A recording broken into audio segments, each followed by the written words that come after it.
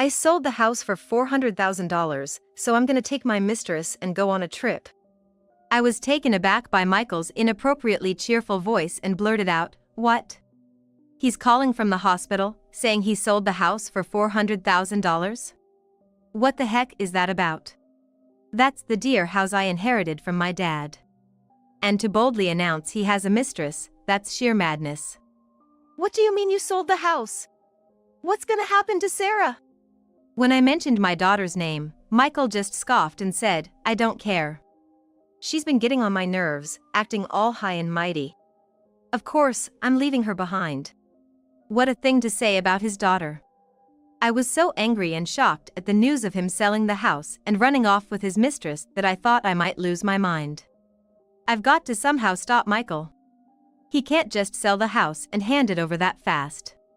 I've got to do something. My name is Emily Johnson. I'm a 39-year-old homemaker. I wish I could say that I live a contented life with my husband Michael, who's a year older than me, and our 9-year-old daughter Sarah, but the truth is, things with Michael are far from harmonious. Since we got married, Michael's personality has gradually warped, and I've suspected for about a year now that he might be cheating. I don't have any proof, so I haven't been able to do anything, but Michael doesn't seem to try very hard to hide his infidelity. Working in a factory for a parts manufacturer, Michael often goes out drinking somewhere 4 or 5 times a week after work. It's conceivable he's out with work buddies, but he didn't go out nearly as often until a year ago. Moreover, he comes home with a unique perfume scent or prepares expensive bags and shoes I've never seen before as gifts. Of course, he never gave them to me, but there were numerous times he took the gifts and left. I'm too scared to confront him with "You're having an affair, aren't you?" So, being the coward that I am, I still haven't been able to take any action until I can get solid proof of the cheating. The Michael I met back then seems like a completely different person. I met Michael 10 years ago, dated for a year, and then we got married. I was drawn to his kindness and sincerity, and before I knew it, I was the one in love. He proposed on our 1-year anniversary, we got married, and soon after, Sarah was born. To an outsider, it must have looked like a very happy marriage. And yet, I can't help but wonder how things ended up like this. It all started around the time Sarah turned 1. When Sarah became more active, rummaging through the house, parenting became even more challenging. As a full-time homemaker, I took care of Sarah all day, but sometimes I couldn't manage alone and started asking Michael to help with baths and meals after he finished work. At first, Michael, perhaps because he was conscious of his role as a father, cooperated with the childcare as I asked, but as it became a daily routine, he gradually seemed to resent it and stopped trying to be involved in parenting. I've been thinking, this is your job, right? You're a stay-at-home mom, so you should be able to handle the parenting on your own. Why does a tired man like me have to help out after work? Michael exploded with complaints, threw those harsh words at me, and left me and Sarah in the living room as he went straight to the bedroom alone.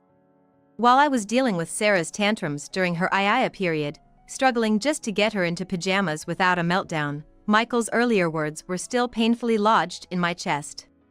After that, Michael completely withdrew from any interaction with Sarah. Even when she would ask him to play with her on his days off, saying, "Dad, let's play," he would respond without looking up from his horse racing magazine, "Playing is your mom's job. I'm busy." He never took Sarah's feelings into account. Whenever Sarah would cry out, Michael would harshly scold, "Hey, don't cry over something like this. What kind of parenting is Emily doing? To think a stay-at-home mom can't handle childcare, that's just incompetent," glaring at both Sarah and me in turn. I didn't want Sarah to hear Michael's verbal abuse, so we would retreat to our room and end up playing just the two of us.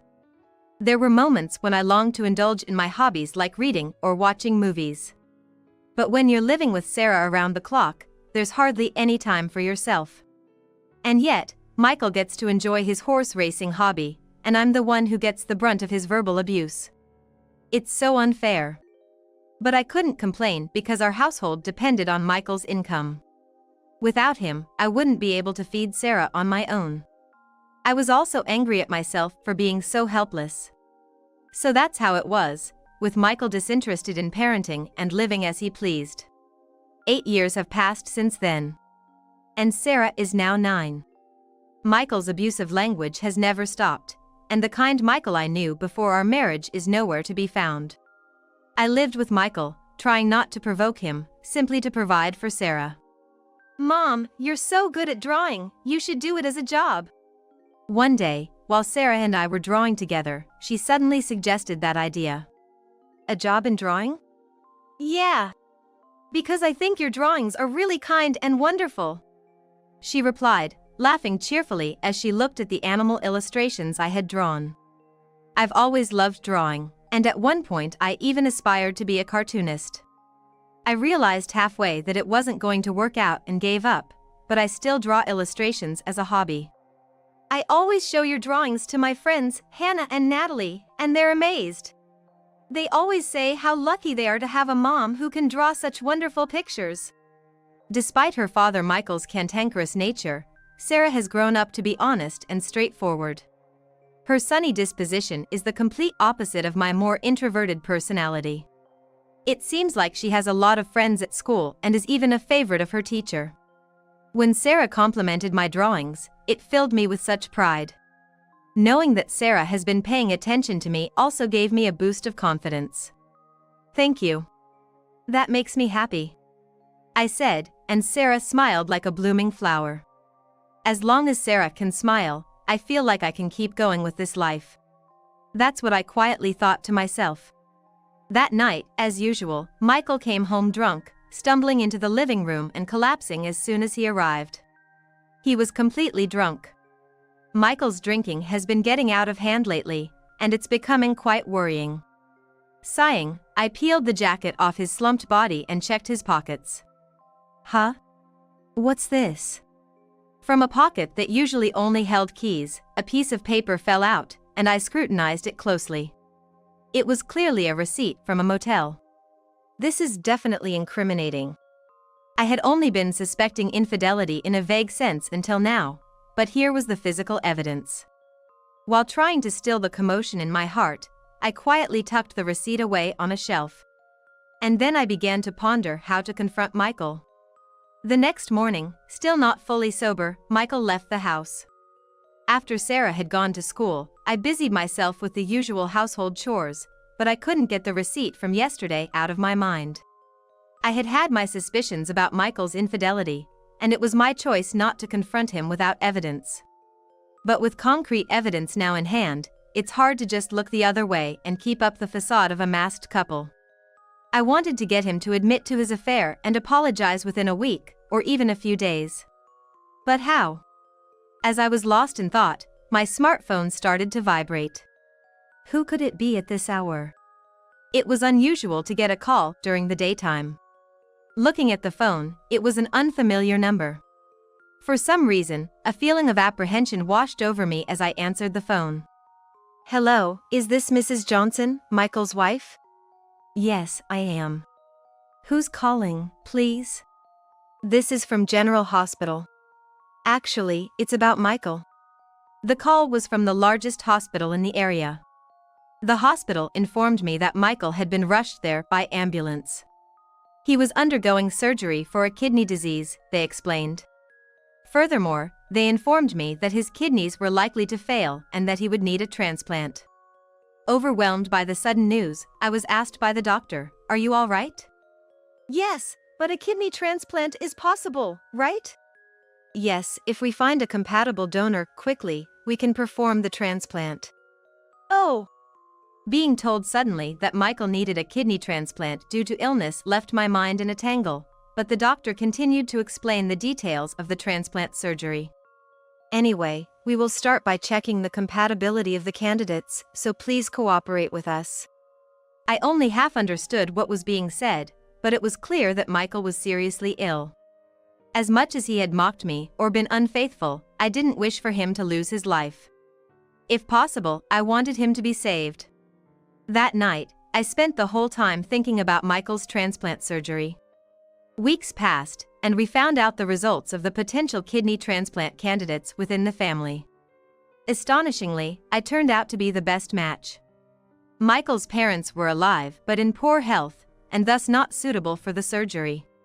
Since Michael was an only child, and I was the healthiest and had the same blood type, it turned out that I was the most suitable donor.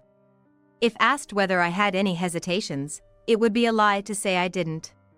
However, nothing could replace the value of Michael's life. With that in mind, I decided to go through with being the donor for Michael's kidney transplant. When I explained Michael's medical condition and our upcoming transplant surgery to Sarah, she said, "Got it. Do your best," and sent me off with her blessing. While I was hospitalized, Sarah stayed with my in-laws. Despite their poor health, they were well enough to stay at home without much trouble. Sarah was happy to go to her grandparents' house because she got along well with them. This should be fine for a while, I thought to myself, relieved that Sarah was such a good and understanding child. With that reassurance, I faced the transplant surgery. A week later, after signing the consent forms and undergoing the necessary health checks, I donated a kidney to Michael. The surgery was over more quickly than I'd expected, and I was hospitalized for about a week, while Michael stayed for 10 days. Thankfully, there were no complications, and the recovery went smoothly. Then, the day before I was due to be discharged, I got another call on my phone. When I answered the phone, wondering who it could be this time, a familiar voice said, "It's me," and I felt a shiver run down my spine. The caller was none other than Michael. Thinking I might be thanked for becoming a donor, I asked the following question. "It's been a while. How are you feeling after the surgery?" I fully expected him to say something like, "I'm feeling better thanks to you, Emily." Thank you. However, the words that came from the other end of the phone were completely unexpected. "It's about our house," Michael said, pausing for a breath. I was taken aback by the sudden shift to talking about the house. "I sold the house for $400,000, so I'm gonna take my mistress and go on a trip."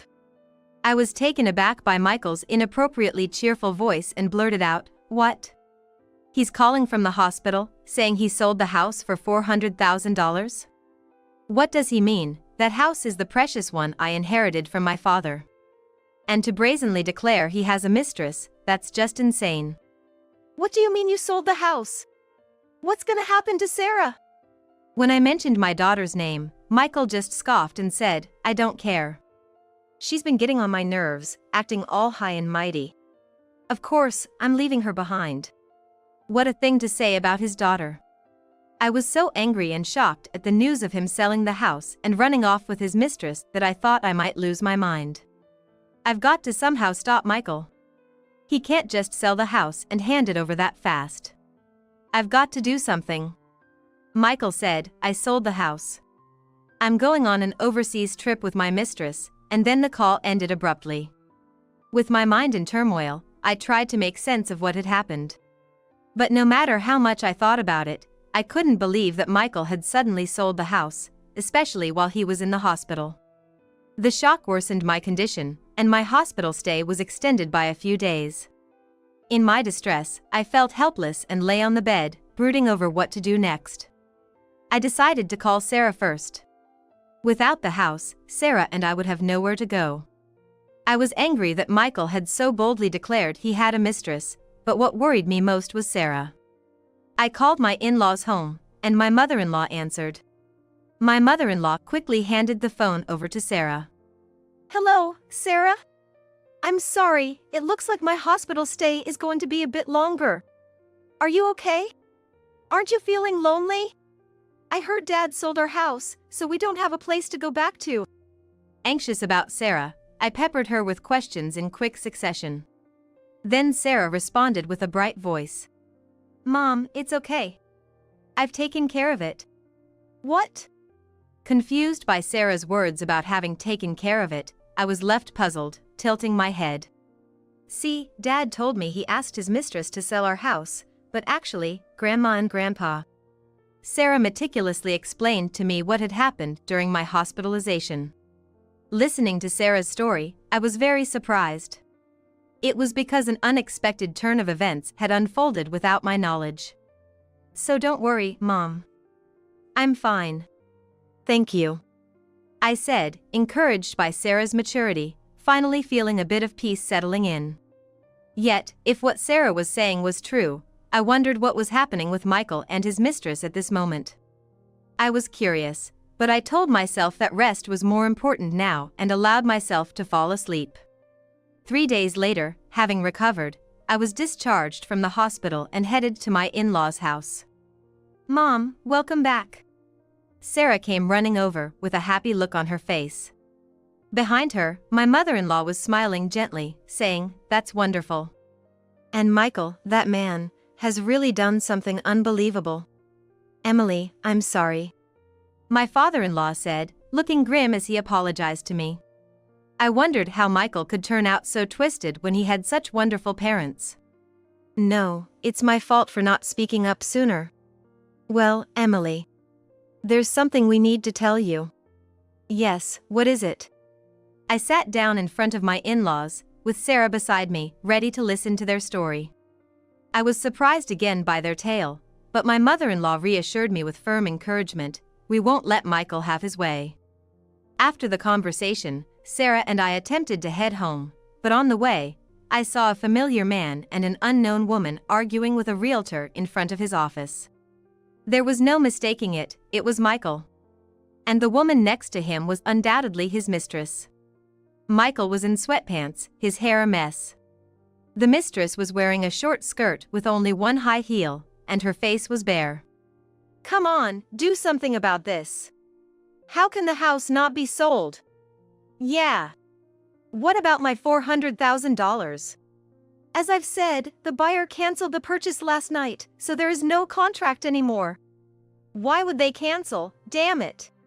Michael was stomping his feet in anger, with his mistress screeching beside him, drawing shocked looks from people passing by.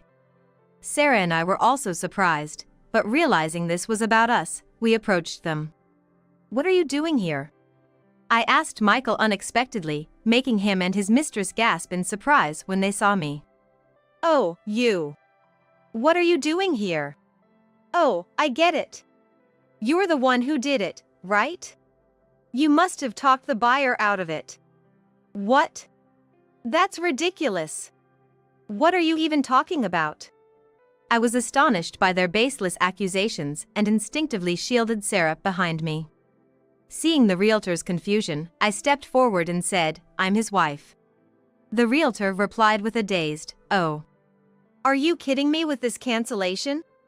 Because of this, we had to turn back right before boarding the plane, and now we can't buy a new house. And I still have debts from the money I spent on her." Michael was pointing at his mistress as he said this. I see. Finally, I understood what Michael was up to. Michael was trying to sell the house to pay off the debts from money he spent on his mistress and to buy a new place for the two of them to live. He knew very well it was the precious house I had inherited from my late father. How incredibly selfish. To think he would ignore Sarah and me, and even attempt to take away my most important asset is unbelievable. I was shaking with anger. "Excuse me, but isn't it you who is being disrespectful? What are you doing showing up out of nowhere? You're talking back to me? You wouldn't even be able to eat if it weren't for me." Despite the critical situation, he was still spewing insults. Disgusted with Michael, I continued speaking. "Do you really think you can sell my precious house without even discussing it with me? I'm the owner of that house. Did you forge the documents or something? And you've been bad-mouthing the buyer of the house, but do you realize that the people who were trying to buy it were your parents?" "Huh? What do you mean?" Yes, what I had heard from Sarah over the phone while I was in the hospital was that my in-laws had pretended to buy my house as a strategy to discipline Michael. My in-laws had heard about all of Michael's misdeeds from Sarah and were furious, saying it was unbelievable that he would do such things to Emily and his good granddaughter. My in-laws believed Sarah over their son because of her inherent brightness and honest nature. "I'll explain.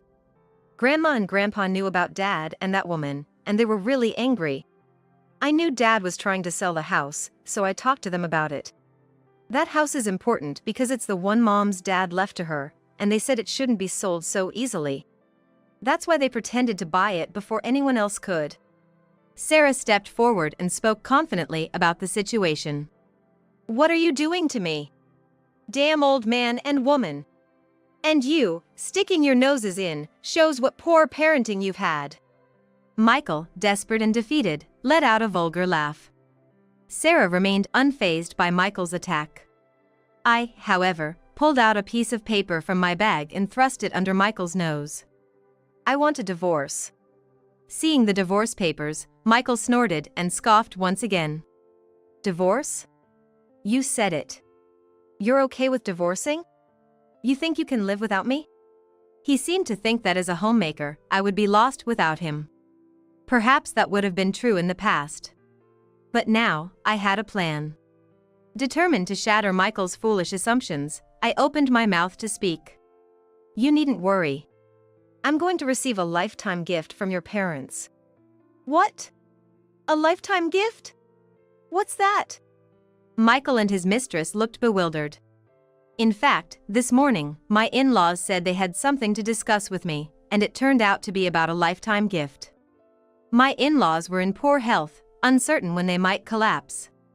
They expressed a wish to give me a part of their assets before it was too late. Naturally, I initially refused. I suggested that such a gift should go to Michael instead. However, my in-laws said, Emily, who has given us a lovely granddaughter, is more important to us than a son who can't even say thank you for an organ donation. With deep gratitude, I bowed my head and accepted the lifetime gift from my in-laws. It's your father and mother's decision. They said they wanted to give it to me, not you. Michael's face turned pale. And no wonder. The assets that should have been his were now going to his wife from whom he was getting divorced. That's dirty. That's not right. It's normal for a child to inherit their parents' assets. I'll talk to them now. If they won't listen, I'll take it to court. Michael glared at me with furious eyes, shouting. I sighed at Michael's shallow thinking. It's about time, isn't it? Perhaps it's time to deliver the final blow. Stepping forward and closing the distance to Michael, I locked eyes with him and unleashed my words. You're talking nonsense. This whole mess started because you belittled me and even took a mistress. It's your fault for spending all that money, right? Your parents made a completely justified decision. And do you even have the money to go to court? Even if you did, how do you think your past betrayals will look? Michael squeaked out as if he was squeezing out a scream. Seeing me looking furious up close, I could tell he was shaking. I'm sorry. I won't take it to court. Just forgive me. He was desperately apologizing, but it was too late. I glared at Michael again and delivered the final blow. For insulting Sarah and me, I'll be taking every penny of the compensation for emotional distress and child support. If you can't pay, I'll chase you to the ends of the earth to collect. Be ready for it. Michael and his mistress screamed and ran away. The realtor, who had seen everything, said to me with a posture as if his back gave out, "Thank you so much." No, I'm the one who should apologize for the trouble I've caused. Feeling uncomfortable staying there any longer, I took Sarah's hand and we headed home. Mom, that was so cool. Thank you for standing up for me, Sarah. Even in such a situation, a smile was on Sarah's face. I vowed to myself to protect her for the rest of my life. Later on, I was able to divorce Michael without any issues. The long-suffering marriage ended so easily. It was anticlimactic. I even wondered why I had put up with everything until now. It seemed Michael really did pour money into his affair, and he had to borrow money from somewhere. His mistress left him, saying she couldn't be with such a poor man anymore. Misfortunes often come together, and Michael's company had to cut back on staff due to a decrease in sales from a shortage of materials. Michael, who worked in the factory, was one of the first to be laid off. It's an inconvenience, for sure, but it's hard to believe he was laid off for no reason at all. Probably the company let go of those who were underperforming or had poor conduct first. Given how Michael used to strut around at home, it's likely he had the same attitude at work towards his subordinates. Now, having lost his job, his lover, and his wife, Michael is scraping by with part-time jobs. Lacking the energy to look for a new full-time job, he's settling into the routine of working and resting whenever he likes, which must surely feel bleak. But there's no room for sympathy. I did what I could for Michael, even donating a part of my kidney to him. Despite that, he made a mockery of me, so it seems like karma has caught up with him. He should just focus on working hard to pay off his debts. As for me, I started doing illustration work, living off the assets I inherited from my in-laws for a while. It was Sarah's compliment about my drawing skills that started it all. Orders are still few, but my clients say my work is meticulous and skillful. I plan to increase my clientele and work hard to raise Sarah properly.